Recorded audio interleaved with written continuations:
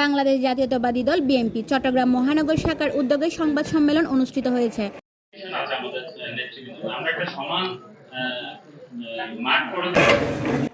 সকালে নগরের pit stop restaurant conference হলরুমে এই সংবাদ সম্মেলনে লিখিত বক্তব্য পাঠ করেন চট্টগ্রাম মহানগর বিএনপির আহ্বায়ক এরশাদুল্লাহ। পরবর্তীতে 4 নভেম্বর 2024 53 সদস্য বিশিষ্ট পূর্ণাঙ্গ আহ্বায়ক কমিটি গঠন করা হয়। দেশের এই ক্রান্তিকালে বিএনপির ভারপ্রাপ্ত চেয়ারম্যান গঠন করা হবে ইনশাআল্লাহ। তিনি বলেন, দেশের এই ক্রান্তিকালে বিএনপির ভারপ্রাপ্ত চেয়ারম্যান তারেক রহমান আমাদের উপর যে আস্থা ও বিশ্বাস রেখে দলকে তৃণমূল সুসংগঠিত করার গুরুত্বপূর্ণ দায়িত্ব দেন, তারই আলোকে আজকে চট্টগ্রাম মহানগরের মেয়াদ উত্তীর্ণ 15টি থানা ও 43টি ওয়ার্ড বিএনপির কমিটি বিলুপ্ত ঘোষণা করা হলো। এরপর থেকে সম্মেলনের মাধ্যমে বাকিগুলো কমিটি এটা আমাদের গঠনতন্ত্র, যে গঠনতন্ত্র যে ধরনের দিক নির্দেশনা রয়েছে